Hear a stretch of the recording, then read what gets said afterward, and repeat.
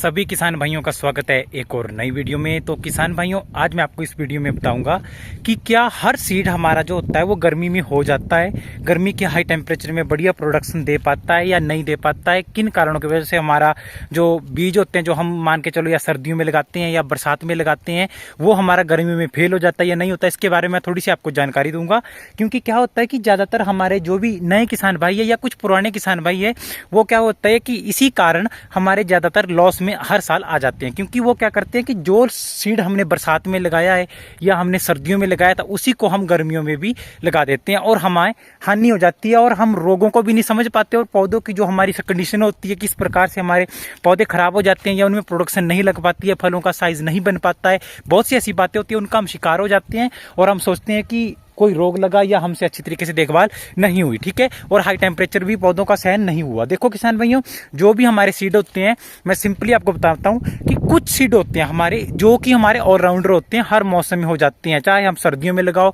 गर्मियों में लगाओ, बरसात में लगाओ, कुछ ही सीड होते हैं जो कि हर मौसम में हमारे अच्छी तरीके से बढ़िया प्रोडक्शन, लो टेम्परेचर पे भी, हाई टेम्परेचर पे भी, मिड टेम्परेचर पे भी बढ़िया प्रोडक्शन हमारी दे पाते हैं।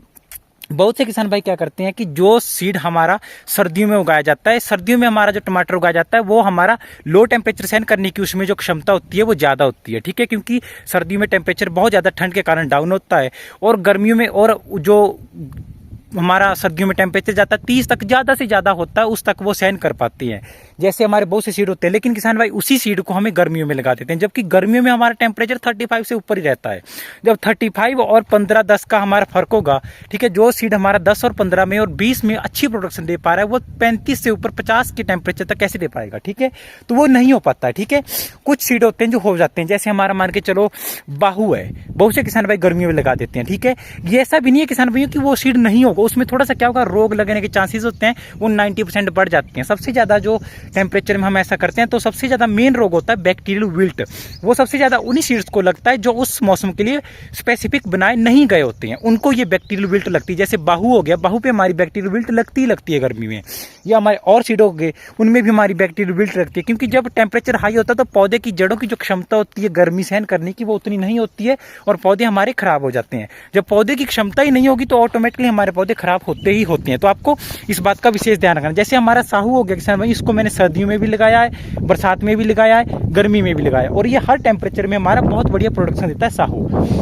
बहुत से किसान भाई क्या करते हैं, हिम शिखर हो गया हमारा, या हमारा वो हो गया अभिलाष हो गया। अभिलाष टमाटर क्या होता है किसान भाई, अगर मैं बताऊं सर्दियों और बरसात के लिए हमारा ज़्यादातर बेस्ट होता है। गर्मियों में भी बहुत से किसान भाई होते हैं लेकिन इसमें रोग लग जाते हैं, ठीक है। अब कोई भी आप करोगे खेती तो उसमें किसान भाइयों रोग लगने के ज़्यादा चांस होते हैं, ठीक है। जब भी आप कोई भी सीड लगाओ किसान भाइयों उसकी चेकिंग करो कि वो 35 से लेकर 40 तक का टेम्परेचर सहन कर पाए। जो सीड हमारा 35 या 40 तक टेम्परेचर सहन कर पाता है वो नॉर्मली हमारा गर्मी में हो जाता है, लेकिन कुछ सीड होते हैं जो 35 तक या 30 तक ही हमारा टेम्परेचर सहन कर पाते हैं, जिस कारण हमारी खेती खराब हो जाती है, ठीक है। जो मैंने आपको बात बताई किसान भाई, इसी कारण हमारे किसान भाई बहुत सी खेती हम अपनी तबाह कर लेते हैं, क्योंकि हर किसी सीड को लगा देते हैं जो कि उस मौसम के लिए स्पेसिफिक नहीं बनाया गया होता है, ठीक है। तो आपको इसी सीड का प्रयोग करना है जो कि गर्मी के लिए स्पेसिफिक हो, बरसात के लिए स्पेसिफिक हो या सर्दियों के लिए स्पेसिफिक हो, ठीक है। हर सीड एक जैसा नहीं होता है, हर सीड की अलग अलग पहचान होती है, लगाने का तरीका अलग होता है, क्योंकि अगर हर